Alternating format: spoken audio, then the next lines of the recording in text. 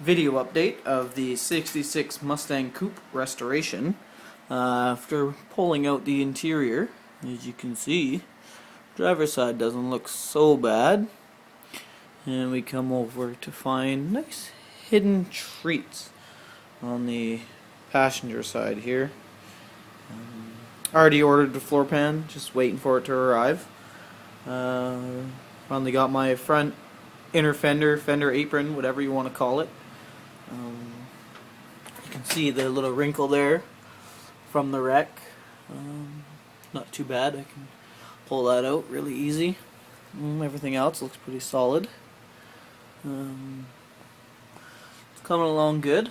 Not finding too much rust that I have to replace.